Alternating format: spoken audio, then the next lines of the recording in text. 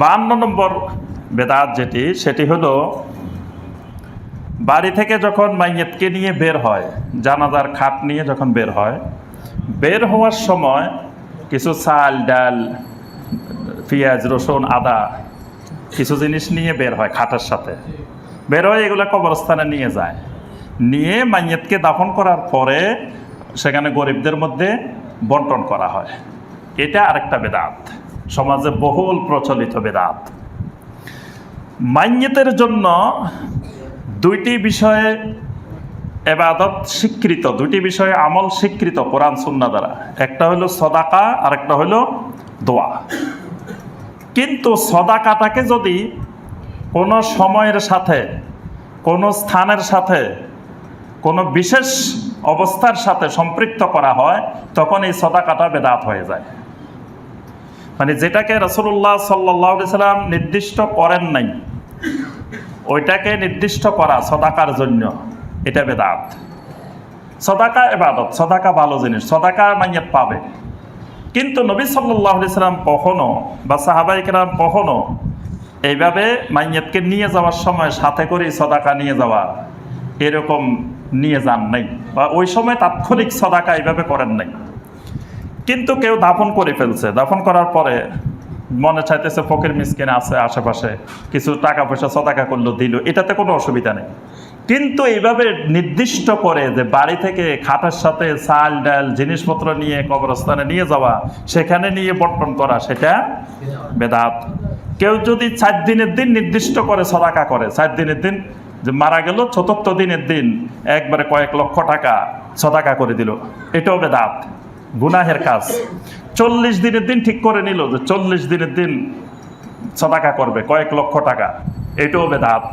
ঠিক করে নিল 1 বছর মৃত্যুবার্ষিকীর দিন, যেই দিনে মারা গেছে ওই দিন কয়েক হাজার মানুষকে খাওয়াবে, কয়েক হাজার মানুষকে সদাকা করবে, বেদাত। সব খাওয়ানো, সব সদাকা গুনাহের কাজ হয়ে যাবে। কিন্তু সদাকা ভালো জিনিস, খাওয়ানো ভালো জিনিস। কেন গুনাহ হলো? দিনকে নির্দিষ্ট করার কারণে। যেটা রাসূলুল্লাহ সাল্লাল্লাহু আলাইহি সাল্লাম নির্দিষ্ট করেন নাই, এরকম দিন ক্ষণ সময় অবস্থা নির্দিষ্ট করলে তখন সেটা সওয়াব না হয়ে গুনাহ হয়ে যায়, এটার নাম বেদাত। কিন্তু দিন ক্ষণ সময় নির্দিষ্ট করা ছাড়া মা বাবার জন্য, মাইয়াতের জন্য যে কোনো সময় যে কোনো মুহূর্তে সদাকা করলে সেটা সওয়াবের কাজ, সেটা মাইয়াত পাবে।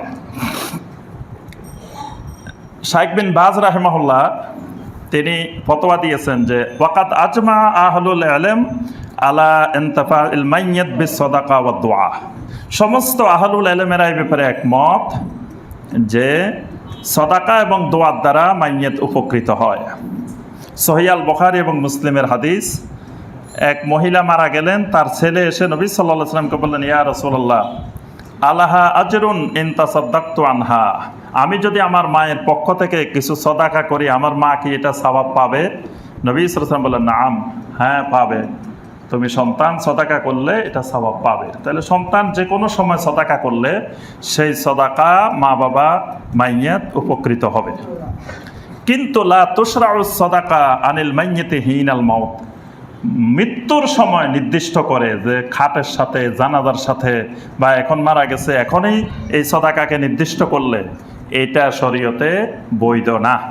কারণ লিআন্না যালিকা লাম ইয়ারিদ ফি শারঈ ফি হাযিহিল হালাতিল খাসসা, কারণ এই বিশেষ হালতে, এই অবস্থায় সদাকা করার কোনো দলিল প্রমাণ নবী সাল্লাল্লাহু আলাইহি ওয়াসাল্লাম থেকে কোনো দলিল প্রমাণ পাওয়া যায় না। নবী সাল্লাল্লাহু আলাইহি ওয়াসাল্লামের স্ত্রীরা মারা গেছেন, তারপরে নবী সাল্লাল্লাহু আলাইহি ওয়াসাল্লামের মেয়েরা মারা গেছেন, ছেলেরা মারা গেছেন নবী সাল্লাল্লাহু আলাইহি ওয়াসাল্লামের জীবদ্দশায়। তো নবী সাল্লাল্লাহু আলাইহি ওয়াসাল্লাম এরকম খাটের সাথে সদাকা নিয়ে রওনা দেন নাই।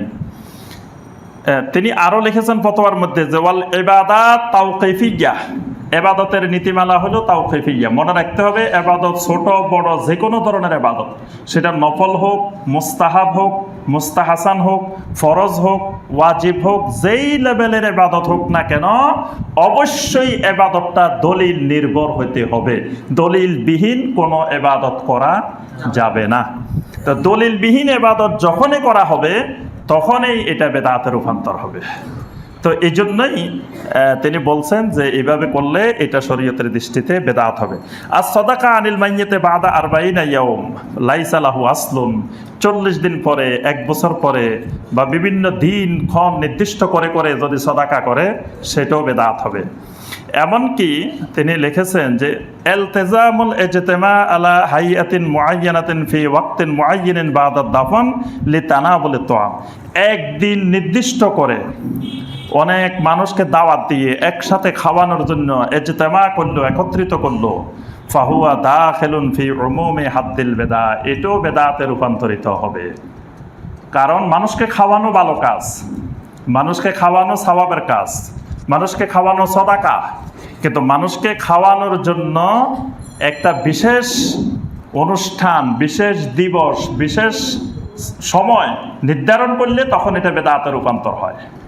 কিন্তু বিশেষ সময় নির্দিষ্টকরণ ছাড়া, মানে আজকে মৃত্যুবার্ষিকীও না, 7 দিনও না, 40 দিনও না, বা বিশেষ কোনো অনুষ্ঠান আকারেও না, মাইয়াতকে কেন্দ্র করে অনুষ্ঠান না, এমনি আজকে শুক্রবার দিন আমি 20-25 জন মিসকিন খাওয়াই দিলাম, আজকে আমি বাসায় আছি 10-15 জন বাইকে দাওয়াত দিয়ে খাওয়াইলাম, বা যে কোনো সময় যে কোনো অবস্থায় যেদিন আমার জন্য সুবিধা, যেদিন আমি খাওয়াইতে পারি, এই খাওয়ানোটাই একটা সওয়াবের কাজ। যে কাউকে খাওয়াইলে সওয়াব, সেটা মুসলিম অমুসলিমও যদি দরিদ্র হয়, অভাবে আছে, ওই অভাবী অমুসলিমটাকে খাওয়াইলে এটাও সওয়াবের কাজ। খাওয়ানোটাই ইবাদত, কিন্তু খাওয়ানোটাকে আবার অনুষ্ঠান আকারে করে নিলে তখন এটার সওয়াবের কাজ থাকে না, তখন এটা হয়ে যায় বেদাত। বেদাতটা খুব সূক্ষ্ম বিষয়, অনেকে বুঝে না, অনেকে মনে করে আরে খাওয়ানোটারই বলতেছে বেদাত। খাওয়ানোটা বেদাত না, সদাকাটা বেদাত না, কিন্তু খাওয়ানোটাকে, বেদাতটাকে যখন আপনি বিশেষ দিনের সাথে, বিশেষ অবস্থার সাথে, বিশেষ সময়ের সাথে, তারপরে অনুষ্ঠানে রূপান্তর করে যখন আপনি করতেছেন মাইয়াতকে কেন্দ্র করে, তখন এটা বেদাতে পরিণত হয়। কিন্তু খাওয়ানোটা বেদাত না। অথবা মানুষকে সদাকা করা, গরিবকে সাহায্য সহযোগিতা করা, মসজিদে দেওয়া, মাদ্রাসায় দেওয়া, এগুলো বেদাত না। কিন্তু এগুলাকে যখন ওই স্থান, সময়, কাল যখন নির্দিষ্ট করা হবে তখন এটা বেদাত হবে।